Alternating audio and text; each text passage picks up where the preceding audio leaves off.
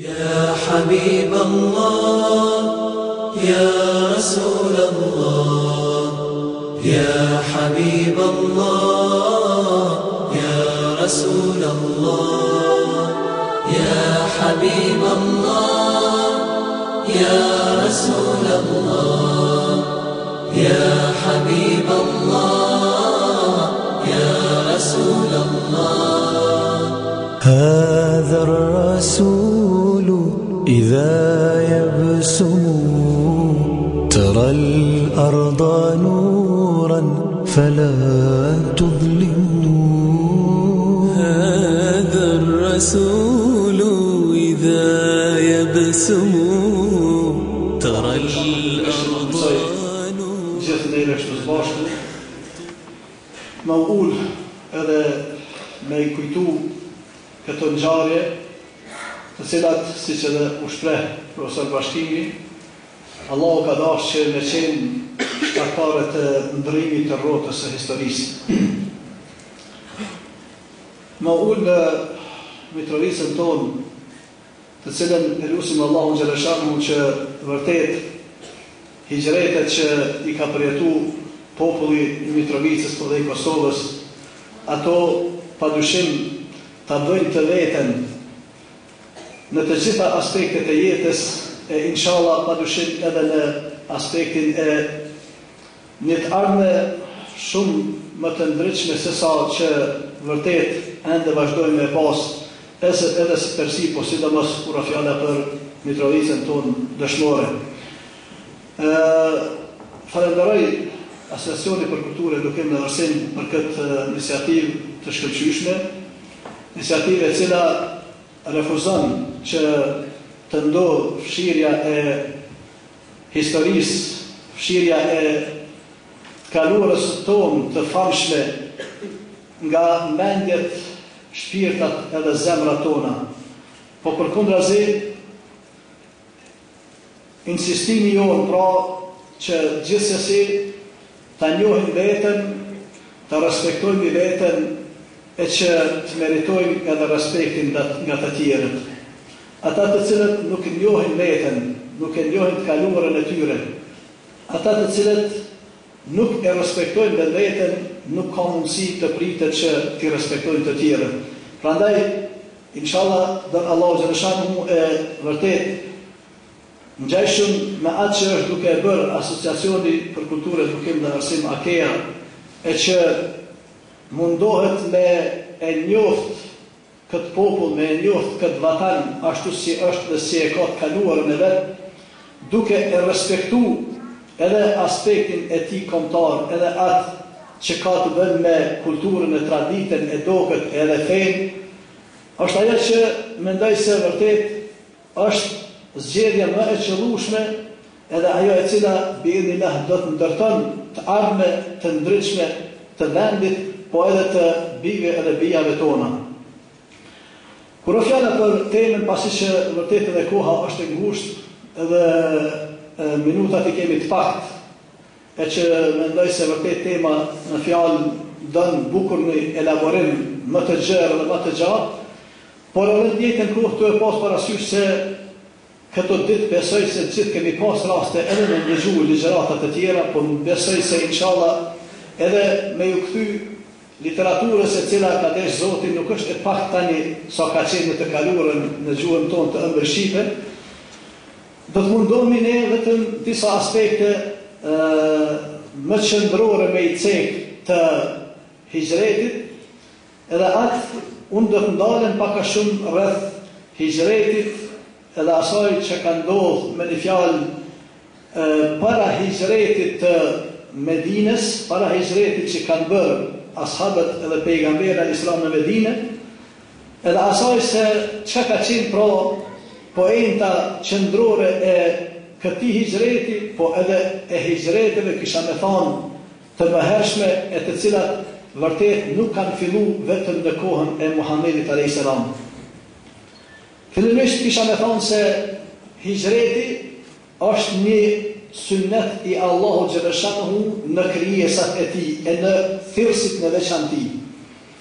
Është sunnet ligj me një fjalë, në kuptimin e ligjit po e përdori fjalën sunnet, e Allahu Gjeleshanhu, i cili ka ndodhur me gjithë pejgamberët edhe më herët, e jo vetëm me Muhammedin a.s. Edhe prandaj për të kuptuar hijreti i Muhammedit a.s. dhe ashabëve, duhet gjithçysh të njihen hijretet më të hershme që kanë ndodhur, apo që u kanë ndodhur pejgamberëve më të hershëm e për të cilët na njofton Allahu Gjeleshanhu në Kur'an. Edhe duhet kuptuar pra se edhe hijreti i pejgamberit në Islam është vetëm një halk brenda hijreteve të shumta me të cilat janë sprovu padyshim të gjithë pejgamberët edhe para Muhammedit a.s.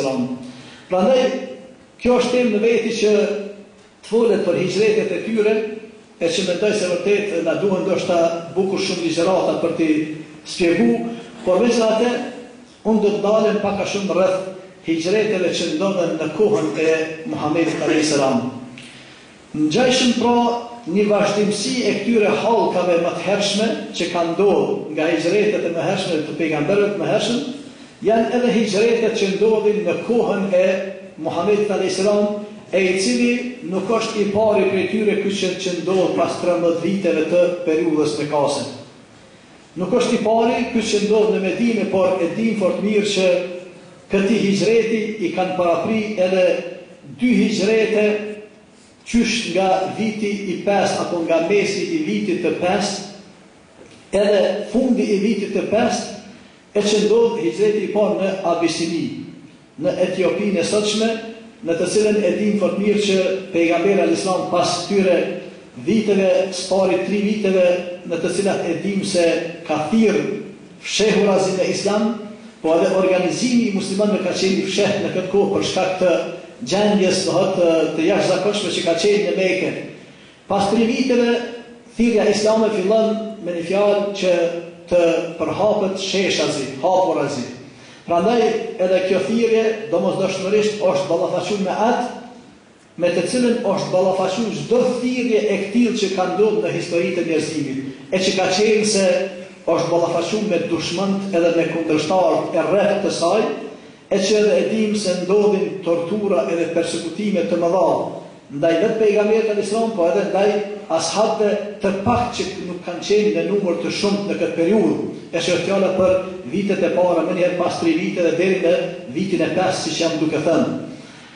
Tu e pas parasysh se 5 vite po provohet që të mbillet kjo farë e tauhidit në Mekë, edhe po shifet se vërtet është tokë jo e pleshme që ta pranon këtë farë edhe të arrihet që ajo të vinë me një fjalë edhe të lulëzën. Tu e pas parasysh se pejgamberi sa po e vren se kjo tokë është e egër për momentin. Pejgamberi sa hulumton mënyra të tjera, hulumton vende të tjera, toka të tjera të pleshme, në të cilat do të sigurohet se kjo penë me një fjalë do të arrijë që të mbillet, po edhe të ruhet në qetësi edhe në rahati edhe të zhvillohet në mënyrë të natyrshme. Prandaj, të qenë strateg edhe të qenë njohës i mirë i zhvillimeve ndërkombëtare në atë kohë. Pejgamberi al-Islam nuk ka qenë njeri me një fjalë i pavëmendshëm, por e ka studiuar dhe e ka njohur edhe aspektin ndërkombëtar dhe ka ditë se çfarë zhvillohet edhe në vende të tjera, jo vetëm arabe, po edhe në ato që kanë qenë edhe më larg, siç është Abisinia, e cila s'ka pas bën asgjë me traditat arabe, as me gjuhën arabe, e as me zakone, as me një fjalë një popull ke tjetër. Tu e di pejgamberi sa se atje është me një fjalë një mbret i drejtë, i cili nuk i bën zullum popullit e vet, i cili sundon me drejtësi në mesin e tyre, i porosit ashabët e tij, edhe thotë se në atë vend është një mbret i drejtë, prandaj kishte me qenë e udhës që ju t'ja mësyni dhe të dini në atë vend edhe të strehoheni atje për një kohë të caktuar derisa Allahu xhallahu ka bërë emër. Prandaj edhe kështu veprojmë edhe në hijretin e parë, do të thotë në mesin e vitit të 5, një grup prej sahabëve në krye të cilëve ka qenë Uthmani radhiyallahu anhu edhe bashkëshortja e tij Ruqije, 12 burra me 4 gra qohen edhe dalin prej Mekës në Abisini, ku vendosen në atë vend të qenë. Pas një kohë të shkurt, këta mendojnë se ka kaluar Mekja në Islam edhe kthehen, mandej ndodhi dhe hijreti i dytë prapë në Abisini në fund të vitit të 5, edhe në hijretin e dytë, siç e dim, dalin mase 101 burr edhe grua, 82 do thot me një fjalë prej burrave edhe 19 gra dalin prej Mekës për në Abisini, e që llogaritet se ka qenë në këtë kohë më shumë se gjysma e numrit të muslimanëve që kanë ekzistuar në faqet e dheut, që e kanë shku me një fjalë Mekën edhe kanë shku për në Abisini. Këta njerëz, normal, detalet e realizimit të këtij hijreti, problemet e lashet sen janë të shumta, por megjithatë nuk do të dalim të pas parasysh çështën e kohës. Ky hijret pra, apo këto dy hijrete i kanë parapri hijretit që do të ndodhë pas 13 viteve. Këto po ndodhin në vitin e 5 të pejgamberllukut të Muhamedit alayhis salam. Ndërsa hijreti në Medinë, siç e dimë, do të ndodhë 13 vite pas pejgamberllukut të Muhamedit alayhis salam. Këto dy hijrete, edhe ky grup i ashabëve ka qenë prej ashabëve vërtet të ndershëm edhe prej burrave dhe grave shumë të shmushme, edhe për të cilët vërtet pejgamberi alayhis salam ka pas nevojë të madhe. Por megjithatë, tu dash me tregu dohet se çështja e hijretit nuk ka qenë vetëm se shpëtim i kokës, edhe asaj që neve me një fjalë ta shpëtojmë jetën, ta shpëtojmë shpirtin edhe të ikim, edhe ta lëshojmë vendindjen. Tu e pas parasysh se nuk ka qenë ky qëllimi i daljes nga Mekka në Abisini, e që nuk do të jetë as nga dalja prej Mekës për në Medinë. Pejgamberi alayhis salam do të thonë i porosit këta njerëz edhe të dalin edhe të vendosen në atë vend, jo vetëm për ta shpëtuar kokën, por për ta shpëtuar tauhidin, për ta shpëtuar maksimen la ilaha illallah Muhammedur Rasulullah, që kjo maksimë në fjalë ta gjejnë një vend të qetë, në të cilën do të ketë siguri, do të ketë mundësi me një fjalë që ajo së pari fillimisht të mbrohet në këtë vend, në të cilin nuk ka qenë qëllimi final edhe i përhapjes së madhe në te. Por ka qenë mbrojtja pra edhe rujtja edhe siguria që çka që të ndodhë në Mekë, me rëndësi të dihet dhe të sigurohet se në një vend të rruzullit toksor është një grup solid i besimtarëve, i muslimanëve, i cili ka me arrit me mbrojt pra maksimen la ilaha illallah, edhe do të arrin që inshallah çka do që të ndodhë në Mekë, prap ky tauhid edhe ky din i cili ka ardhur rahmeten lil alamin, mëshirë për botrat mbar, me mbet i gjallë, po edhe biidhnillah me vazhduar në tutje. Po shpejt pak më shpejt, kur e kemi parasysh çështjen e asaj, do të tani se vjen pas 13 viteve edhe koha kur do të dilet hët prej Mekës për në Medinë.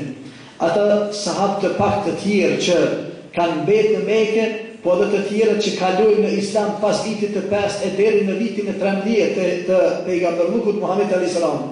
Prap edhe ky numër krejt, siç e dim, nuk e kalon 100-shin. Njerëzit që kalojnë në Islam edhe pas kësaj periudhe, nuk e kalon 100-shin, 100 në Abisini, edhe mbase 100 musliman të tjerë që kalojnë në Islam gjatë kësaj periudhe e që ishin në Mekë. Më shumë se 200 musliman nuk kanë kaluar në Islam, në fjalë më shumë se 200 njerëz gjatë 13 viteve të periudhës së Mekës. Pas kësaj kohe, pejgamberi alayhis salam i vjen urdhri nga Allahu subhanahu që pra ta lëshon Mekën edhe të del për në Medinë. E që e dim se së pari nuk ka qenë një strateg e as komandant i cili së pari me një fjalë ka dalë që vetë ta lëshon mejdanin e mandej të thret të tjerë, por së pari është marrë me rehatin, me një fjalë edhe sigurimin e ushtarëve. Është marrë së pari me aspektin e sigurimit të, me një fjalë, atyre që i ka pas në mbikëqyrje, edhe i porosit që ata të dalin radhazi. Për në Medinë edhe e dim se dalin kështu sahabët, mbetet me Aliun radiallahu anhu edhe disa pak sahabë të cilët e dim se do të besin si të fundit që do të dalin nga Mekka për në Medinë. Por çështja e asaj se vërtet del edhe pejgamberi sa në fund duke ditë edhe sistemin edhe atë krejt që përfitojmë nga mënyra e organizimit të hijretit, e për cilat besoj se Halil Efendiu do të flet pak më shumë rreth kohës do të ndonë ato. Unë vetëm kisha me e bo një ndërlidhje të shpejt mes hijretit në Abisini edhe hijretit tani në Medinë. Hijreti edhe i Abisinis edhe i Medinës neve na mëson se vërtet pejgamberi alayhis salam në çështjen e hijretit do të na tregon se hijreti qëllim edhe synim final ka pas që ta mbron pra çështjen e tauhidit, ta mbron çështjen e islamit, që islami të mbetet i gjallë, të mbetet dhe të sigurohet se çka do të ndodhë në vende caktuara, të ketë vende edhe toka në të cilat ky din do të mbjellet, po edhe do të lullzon, edhe do të vazhdon të tutje. Prandaj edhe kjo ndodh edhe me çështjen e hijreteve që bëhen në Abisinia dhe në Medinë. Kur kalon pejgamberi sallallahu alaihi sahabët në Medinë, e din fort mirë se qysh në vitet e para janë në ballafaqim të ndërtimit të shtetit të ri të Medinës. Edhe shtet i cili e din fort mirë që gjithmonë formimi i shteteve, fillimi i formimit të tyre në gjeshën qysh jemi ne në formime sipër të shtetit tonë të Kosovës, gjithmonë i kanë telashet edhe problemet e para me të cilat ballafaqohen edhe dushmant e ndryshëm që i kanë përreth, ata me një fjalë nuk flajnë edhe gjithmonë synojnë që mos ta lejojnë pra shtet ndërtimin e sigurt, mos ta lejojnë që ai shtet ta merr veten. Prandaj edhe e din fort mirë se të pas parasysh këte pejgamberi alayhis salam e ka këte hat me një fjalë në mendje edhe vepron duke e ditë se çka e pret me një fjalë prej dushmanëve të Mekës, se ata nuk do të flajnë gjatë këtyre kohërave, por ata do të organizohen dhe do të mundohen që me e shërënjos pra islamin edhe me e rënu shtetë ndërtimin e ri të Medinës.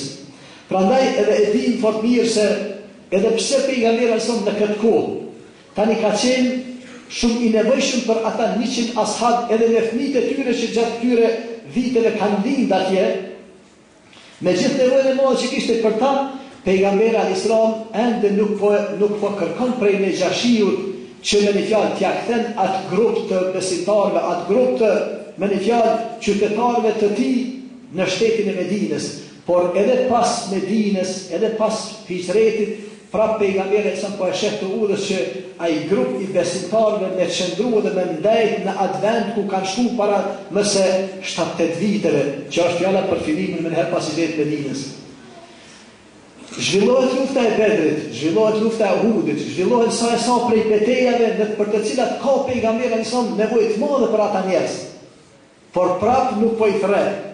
Por zhvillohen gjitha këto beteja derisa po vjen rasti edhe te lufta e Hendekit, e cila e din fort mirë që është kthesë në aspektin e strategjisë që ka përdorur pejgamberi alayhis salam në shtet ndërtimin e Medinës, e që pas luftës së Hendekut pejgamberi alayhis salam ju drejtohet dhe thotë sahabëve se al-ana naghzuhum wala yaghzuna. Thot pejtashit pej ditës së sotshme, ne do të jemi ata që do t'ju shkojmë e nuk do t'i presim ata të na vinë neve. Ndron strategjia luftarake dhe strategjia e zhvillimit të shtetit Medinës prej këtij momenti, sepse kanë provuar me një fjalë mushrikët me hera të tëra, me Bedrin, me Uhudin, me sa prej betejave, nuk kanë arrit me bërë atë që ata kanë dashur. Edhe që e dim për mirë se çu ka qenë epilogi i gjitha këtyre që nuk është momenti ne t'i shpjegojmë tash. Por prej këtij momenti pejgamberi alayhis salam me një fjalë dëshmon se çështja e rrezikut të rënimit të shtetit Medinës mo ka kaluar me Allah.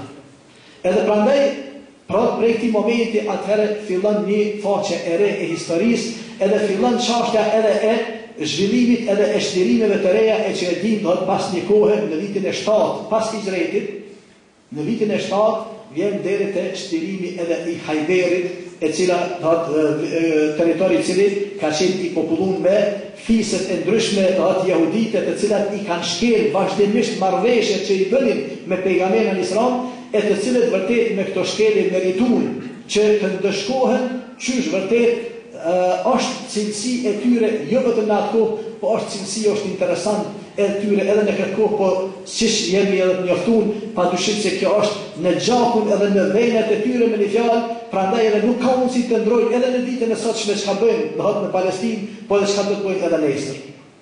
Prandaj pejgamberi alayhis salam e ndeshkon Hajberin, edhe popullin e Hajberit, edhe pas shtirimit të Hajberit që ndodhet për disa ditë. Në këto momente me tani jemi me një fjalë 15 vite pas hijretit që ka ndodhur në Abisini. Po bëhen 15 vite kur po ndodh shtirimi i Hajberit, këto 15 vite të tëra ai grup i ashabëve që kanë shkuar në Abisini ende janë në Abisini. Ende nuk ju kanë bashkangjit besimtarëve në shtetin islam të Medinës.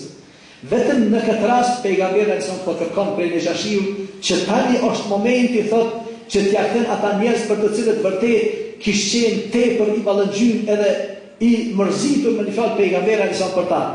Edhe kur kthehen edhe vijnë ata njerëz i përgatit në fjalën e Nejashiu edhe ju siguron anije të shkëlqyeshme me të cilat i përcjell edhe mrin. Këta njerëz kur mrin në Medinë kanë mrin mu në ditën kur është liru Hajberi. Edhe me këtë rast pejgamberi alayhis salam e ka thonë një fjalë, sepse ka qenë tepër i mallëngjym me një fjalë për ata njerëz që kanë qenë atje, sidomos për disa, po për gjithë, po padyshim që disa i ka pas më afër shpirtit. Edhe thot ma adri bi ayhima usar bi fathi Khaybar am bi qudumi Jafar.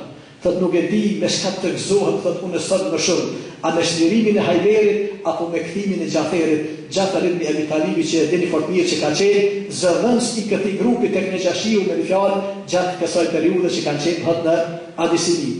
Me një fjalë, kretë kjo neve na tregon vërtet se edhe çështja e hijretit, po edhe gjitha ndodhit tjera që janë zhvilluar në jetën e pejgamberit alayhis salam, na flasim se kemi të bëjmë me një thirrës i cili edhe pse ka qenë pejgamber, edhe pse e din që wama yantiqu anil hawa in huwa illa wahyu yuha, nuk qet nga goja e tij pejgamberi alayhis salam, thot Allahu në Kur'an, nuk qet nga goja e tij pejgamberi as që vepron diçka pos duke qenë i inspiruar. Edhe pse ka qenë pejgamber, pejgamberi alayhis salam e shohin pra se ka vepruar sikurse të ishte një thirrës i thjeshtë, se guxoj me thonë edhe guxoj më shpreh kështu. Ka vepruar me një fjalë sikurse të ishte një thirrës prej thirrsave të shekullit të misterimit të cilin jemi ne, e të cilët e kanë përborç obligim që ata me një fjalë të hulumtojnë, të studiojnë, të lexojnë, të vetëdijsojnë, të ngriten në aspektin e njohurive, të ngriten në aspektin e njohjes së fesë, po edhe jetës, po edhe të dinë që jetën e tyre edhe davetin edhe thirrjen e tyre duhen me organizu në bazë të shkaqeve, në bazë të njohjes së shkaqeve edhe pasojave të tyre, e të cilat kur ato mirën parasysh, biidhnillah rezultatet kanë më dalë të mira. Por kur ne, edhe si thirrsa, edhe nëse në Islam jemi duke thirrë, nuk i kemi parasysh shkaqet, nuk e marrni çështjen e njohjes së realitetit, aktualitetit të cilin jetojmë, aktualitetit edhe ndërkombëtar, edhe asaj që ka zhvilluar rreth nesh, atëherë mos habitemi, edhe mos thojmë se kaderi Allahut ka qenë kur ne dështojmë në davetin edhe në thirrjen tonë. Kur dohet psimet tona, dështimet tona, na thojmë se kader ka qenë Allahu xhallahu, padyshim se asgjë nuk do të pos asaj që Allahu ka caktuar. Por megjithatë, kur fjala për ne jemi porositur që me vepru në bazë të marrjes parasysh të shkaqeve, e të cilat pejgamberi alayhis salam, edhe pse ka qenë pejgamber, e ka bërë këtë. E ka bërë sikur se të ishte një thirrës i joni i kohës së sotshme. E ulemaja kanë thënë se nuk e ka bërë një gjë të tillë rastisht. Edhe pse ka qenë pejgamber, ka mujt mos me marrë parasysh të shkaqe. Por e ka bërë sepse ka dashur me na tregu neve që do të vini më vonë, se ky davet dhe ky din nuk ka të bënë vetëm me 23 vitet e pejgamberllukut të Muhamedit alayhis salam. Nuk ka ardhur ky Islam që me një fjalë me ju ofru njerëzimit vetëm 23 vite sa është gjallë Muhamedi alayhis salam. Nuk ka ardhur ky Islam që me pas vetëm pejgamberin alayhis salam thirrës. Po ka ardhur duke i porosit kul hadhihi sabili adu ila Allahi ala basiratin ana wa man ittaba'ani. Thuaj ti o Muhammed se vërtet kjo është rruga ime, me një fjalë rruga e thirrjes islame. Thras për tek Zoti im, çka thot me darpa ala basira. Basira në gjuhën arabe do të thonë shiqit i lartë, me një fjalë me një botkuptim edhe me një fjalë strategji, me një shiqit të thellë, me një organizim edhe të thellë e jo me sharlatanizëm. Ala basira edhe shka në fund, ajo që është më rëndësi, po ene wa man ittaba'ani. Une, po edhe ata të cilët do të pasojnë, se nuk jam i obliguar vetëm unë me këtë thirrje, nuk janë vetëm hoxhallar, madje si hoxhallar, po është ummeti gra edhe burra. Une edhe ata që më pasojnë mu, të gjithë jemi të obliguar pra me këtë davet, edhe të gjithë duhet me marrë mësim pra nga pejgamberi alayhis salam, i cili ka vepruar sikur se të ishte një thirrës prej neve. E jo sikur qysh na mërmena neve që pejgamberi duhet me ju zgjedh gjitha problemet, as mos me përjetu e persekutime, as mos me përjetu hjeka, as mos me përjetu qashën e tyres e dhëmbit, e luftrave e gjana cilat i dim se në të gjitha ka kalu pejgamberi alayhis salam. Me krejtë, me një fjallë neve në kalon një mostër, i cili neve në mësën me e ditë vërtet që neve duhet me qenë shqyqen, duhet me qenë me një fjallë të vëmenshëm, el mu'min kejnisun thëpin, besimtari është me një fjallë njeri i menqër dhe është vigilent. Nuk është sharlatan, po është me një fjallë edhe shqyqen, po edhe është vigilent. Edhe të njëjtën kohë, duhet gjithqysh pra edhe kjo thirrje, edhe kjo davet të organizohet pra me menquri, të organizohet gjithmonë duke i marrë parasysh shkaqet, e që po thëmë e tërë jeta e pejgamberit në mëson me këtë, e sidomos kisha me thonë hijreti, edhe mënyra e organizimit edhe të Abisinisë, po edhe të Medinës, për të cilin inshallah besoj se Halil Efendiu do të na flet e që unë kërkoj falje nëse pak e kam zot, të e pas parasysh të lërmishmërinë e këtij programi të sotshëm. Na bëni Allahu sallallahu wa sallam ala Bismillahirrahmanirrahim. Alhamdulillah, wassalatu wassalamu ala rasulillah. Falenderimet, laudatat janë për Allahun azza wa jall.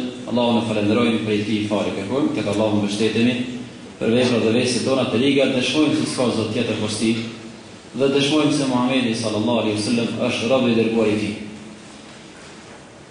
Jemi të dashur vëllezër dhe motra duke trajtuar njëra nga ngjarjet më kryesore edhe në historinë islame, po kisha më thonë edhe në historinë e mbarë njerëzimit, ku të gjithë jemi duke vërejtur se protagonisti kryesor i këtyre ngjarjeve është Hazreti Muhamedi sallallahu alaihi wasallam, njeriu i cili bëri gjurmë të pashlyeshme në historinë e njerëzimit dhe themeloi perandorinë e madhe islame. Çdo ngjarje e këtij burri vlen të studiohet, vlen të analizohet dhe nga ajo mund të përfitohet. Por që rralla kësaj here që të bisedojmë për njërin nga ngjarjet më madhore që ky njeri diti ta organizoi bashkë me muslimanë të tjerë, prandaj edhe do të mundohemi ta shiqojmë këtë ngjarje nga disa segmente, të pas parasysh se është një dallim shumë dimensionale dhe në vetveten e saj ngërthen shumë mësime që u panë edhe disa prej atyre që hoxha parapraki paraqiti. Është fjala të dashur vëllezër dhe motra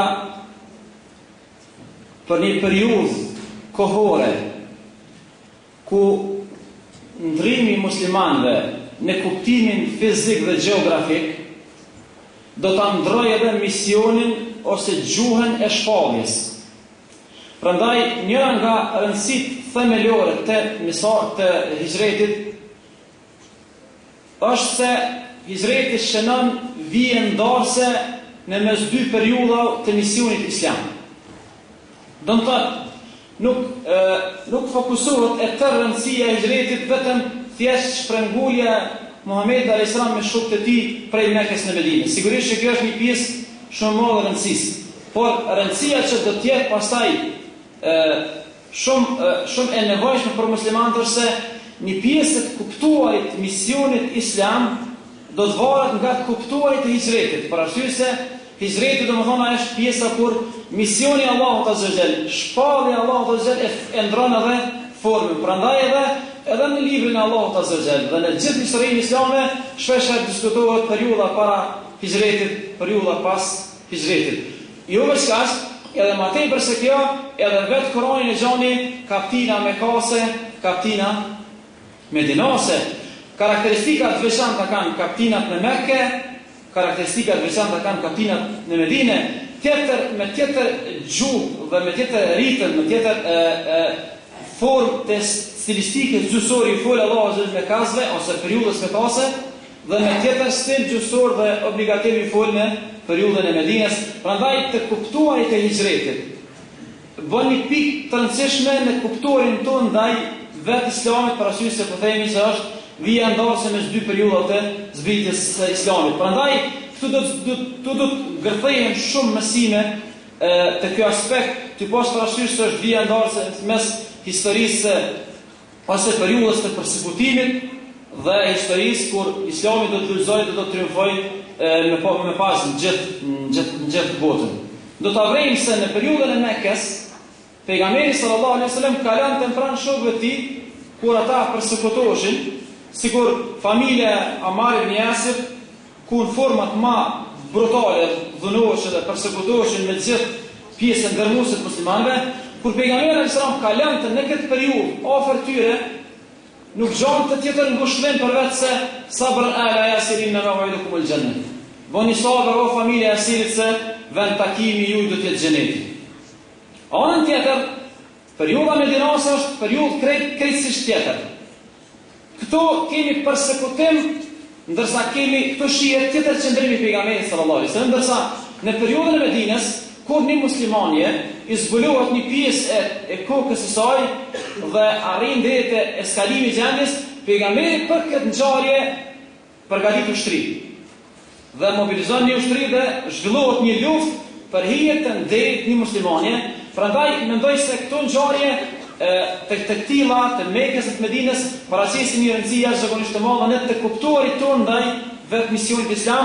Prandaj po thejmë edhe një herë hijreti është vija ndarëse mes dy periudhave të zbritjes së misionit islam.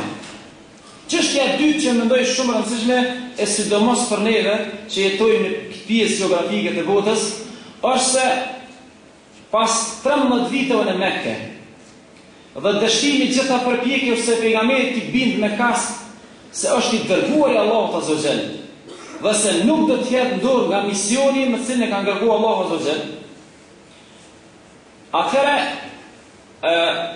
çështja vazhdon për të kaluar në debatin, diskutimin e dytë, kur duhet kërkohet me kasve që të japet liri që misioni islam të dalë jashtë Mekës. Këtu do të jetë përpjekja e dytë me kasve për ta konservuar, për ta bllokuar, për ta ngulfatur misionin e Muhamedit brenda Mekës. Prandaj edhe u pase strategjia e hershme ka qenë e pejgamberit alayhis salam se misionin islam në nxjerr jashtë Mekës dhe u pase edhe para hijretit në Medinë ishte hijreti në Abisini që shpjegoi hoxha.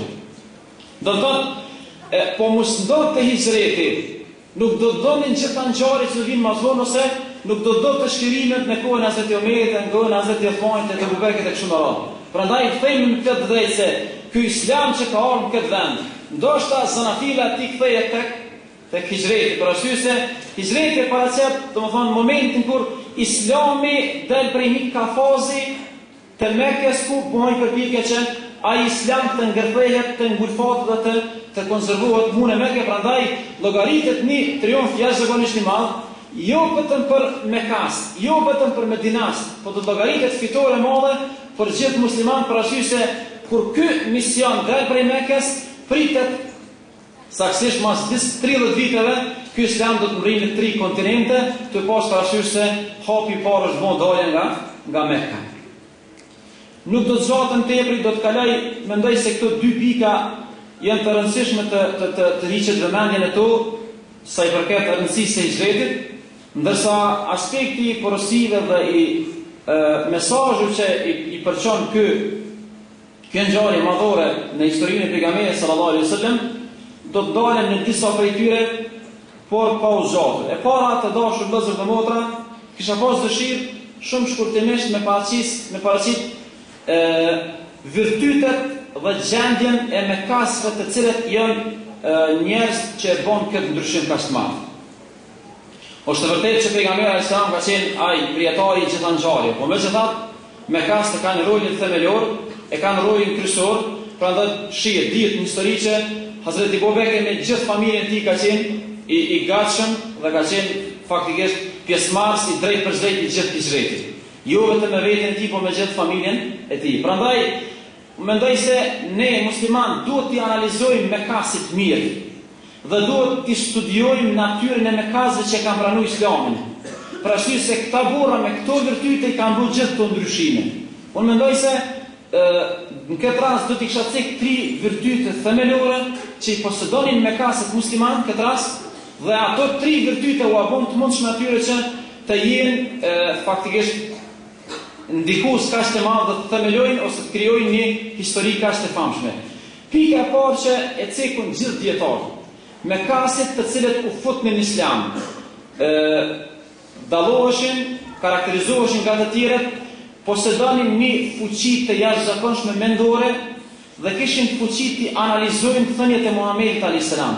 Dalja nga besytnit, dalja nga idhujt, besimit e kota, duhet një fuqi e jashtëzakonshme mendjes për të analizuar thënien e Muhamedit sallallahu alaihi wasallam. Prandaj, nëse analizojmë krejt burrat dhe gratë që hinë Islam në periudhën e Mekës, do të vërini një gjë shumë të çuditshme. Çdo kujt që pejgamberi ka paraqit Islamin, i ka thonë më jap afat të analizoj. Do të kjo paraqet një aspekt të rëndësishëm që ata gjindën të dhe ishte përpjekje që të lirohen, fuqia të lirohen nga besytnit, nga besimet e kota dhe faktisht fuqia e mendjes së tyre për të analizuar drejt thëniet e Muhamedit sallallahu alaihi wasallam. Një fuqi e jashtëzakonshme e mendjes së tyre. E dyta, fuqi shpirtërore dhe morale për të ballafaquar me doket, traditat dhe gjitha devijim që ishte në Mekas. Imagjinoni kur në Mekën e vogël ishte një numër i 13-14 musliman, ose edhe deri në 40. Imagjinoni kur 40 burra dhe gra fillojnë me themelu një civilizim, në kohën kur e gjithë bota nuk mendon ashtu.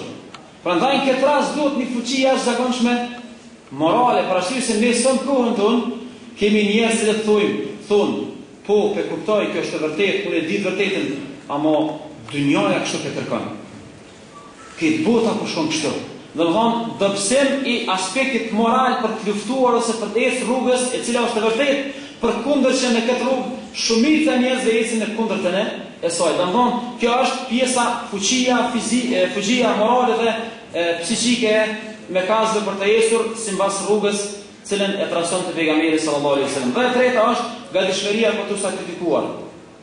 Shishoni të dashur vëllezër dhe motra, hijreti është i tërë sakrificë. Ne jemi faktikisht kemi përvojë të çështjes e hijretit, po mos ta marrim si çështje të lehtë. 53 vjet pejgamberi ka pas atë ditë që ka dalë hijret. Dhe kur ka dalë në kodrat e Mekës, ju ka kthy Mekës dhe ka rridh lop pej syve të tij. Edhe i ka thonë, veç Zoti e din, oj Mekë, sa je dashur ti në zemrën time. Wallahi mos nuk kish nxjerr kokë kur si shalom. Do të thonë, keni parasysh se vetë dalja e muslimanëve në hijret paraqes sakrificë jashtëzakonshme, e kur t'ia shtoj kësaj edhe atë se shumica e tyre i konfiskohej pasuria, shumica e tyre do të transferohen në një botë e cila faktikisht i ka problemet, i ka krizat e veta dhe ka varfrinë e vet në Medinë.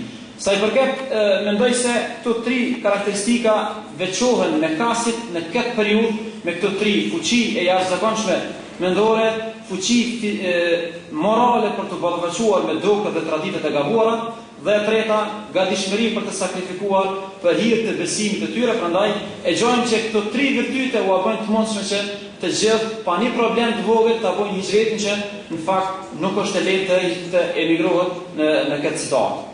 Çështja e mesazheve, kisha përcjell 4 mesazhe që mendoj janë shumë të rëndësishme në mesin e dhjetrave mesazhe që i përçon kjo ngjarje.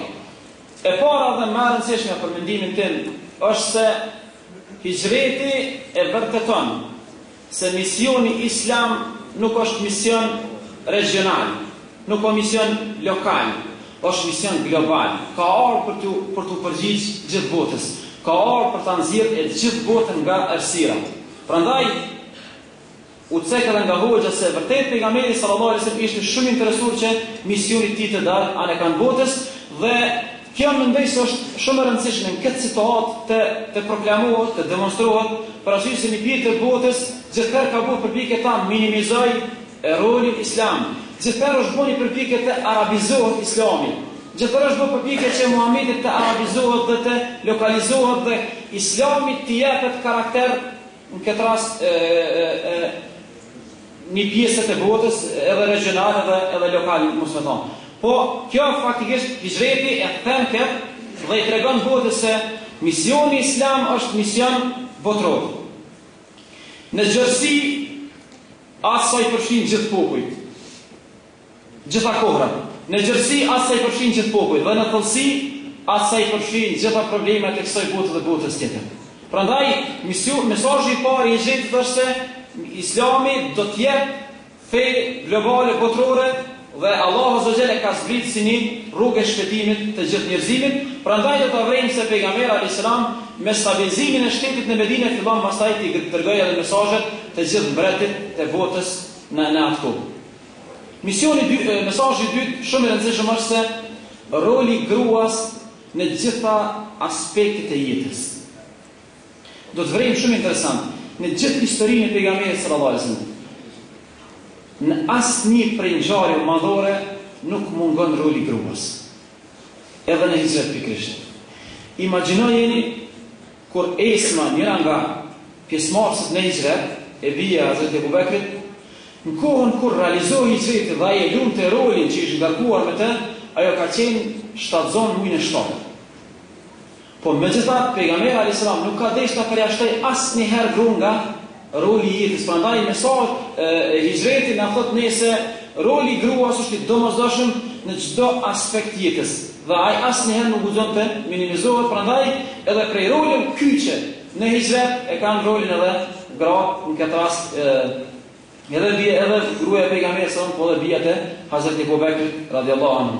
Mesazhi i tretë mendoj se është çështja e qëndrimit e vlera, qëndrimet statike, jo lakimet e tepërta, jo mos qëndrimet në parime. Të dashur vëllezër, bota sot lufta kryesore që duhet bëhet është lufta e vlerave. Pejgamberi sallallahu alajhi wasallam atë ditë që ka dalë me bëj hijretin, në shtatin e tij ka vendosur Hazreti Ali dhe ka rrezikuar njeriu më dashur në jetën e tij. A dini pse ka rrezikuar? Për arsye se pejgamberi ka pas disa emanete që është dashur i thyte me kask dhe ajo është detyruar të bëjë hijretin urgjentisht dhe Hazreti Ali radhiyallahu anhu është rënë në shtatin e tij të nesërmen me realizuar se me kthye emanetin. Veç për një moment ju kisha thirrë të imagjinojmë këtë rast. Me kaset e luftonin Muhamedit alayhis salam. Me kaset e bon komplotin për të ekzekutuar Muhamedit sallallahu alaihi wasallam. Në këtë gjithë situatë, ata nuk gjonin njëri më të besueshëm se Muhamedi për të dorëzuar emanetet. Prandaj pejgamberi alayhis salam edhe në këtë situatë të hijretit, ku kanosej me mbytyje, nuk e harron të çështjen e vlerave. Besnikëria, çështja e emanetit është çështje vlerave dhe asnjë situatë nuk bën. Prandaj edhe në këtë situatë pejgamberi alayhis salam e rrezikon njërin prej më të dashurit të tij për të realizuar çështjen e emanetit. Mendoj se ne jemi në kohën kur vlerat janë ka cenohen, është krizë vlerave. Prandaj musliman duhet të demonstrojnë vlerat e jashtëzakonshme në çdo situatë, edhe në situatë lufte, edhe në situatë rreziku, vlerat janë vlera, besnikëria, sinqeriteti. Prandaj edhe dëgjojmë shumë të hapë që pejgamberi alayhis salam nuk luftohej nga Mekasit për shkak të qenurit Muhammed dhe për shkak të vlerave. Ai luftohet vetëm për shkak të misionit që barte që ai nuk i shkon të vështati Paris e Mekës. Përndryshe, kur flitet për Muhammedin në kuptim të vlerave, të gjithë Mekasit ishin se ai është njeri i besueshëm dhe 40 vite kemi provuar se njeriu i cili në asnjë rast nuk ka gënjur. Ky është mesazhi i tretë, çështja e vlerave, manifestimi i vlerave dhe qëndrimi në vlera, dhe mesazhi i katërt dhe i fundit është çështja e planifikimit dhe marrja e shkaqeve dhe mbështetja në Allahun azza xal. E trajtoi dhe shpjegoi hoxha, mendoj se nuk do të trashtum në këtë pikë asgjë më tepër përveç se një fjali. Pejgamberi sallallahu alaihi wasallam shpallja e Allahut nuk e ka zgjedhur problemet. Roli i shpalljes ka qenë mja trasu rrugën në mënyrë gjenerale, në vija trasha. Ndërsa realizimi i projekteve është dashur për vetë Muhamedit sallallahu alaihi wasallam. Shpallja i ka treguar Hazreti Muhamedit se duhet hijreti. Por kush do të merret me mekanizmat e hijretit, do të jetë pejgamberi me shokët e tij.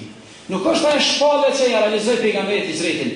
Shpallja ja ka treguar destinacionin, rrugën kryesore ku pejgamberi duhet ta përcjell për mos devijuar, ndërsa marrja shkaqeve, angazhimet, projektet, realizimi i projekteve, kush ndarja e detyrave është çështje që do të takojnë pejgamberit e Islamit dhe gjithë muslimanëve për të ardhur deri te pika që dhe hoxha tha. Sot asë ditë e neve, misioni islam, shkolla islame na tregon rrugën, ndërsa realizimi i projekteve na mbetet gjithëherë barë në supët tona. Prandaj edhe mrekullitë që ndonin pejgamberi sallallahu alaihi wasallam, le shpallje, edhe mrekullitë që ndonin, nuk ja zgjidhin problemin mrekullitë. Mrekullit ishin për dy arsye, për ta forcuar Muhamedit që ta vazhdoi sallallahu alaihi wasallam, ta vazhdoi rrugën, dhe dyta që ta tregoi faktikisht ishte një armë, ishte një vërtetim për atyrë se pejgamberi është profet. Por megjithatë, shpalljet nuk i krynin punë, prandaj pejgamberi nuk ishte shkop që të realizoj punë, por atë realizonte me diesën dhe angazhimin e tij. Shpallja ja trasonte rrugën, ndërsa mrekullia ishte për të forcuar ato besimtarët që pasojnë atë. Selam aleikum, faleminderit.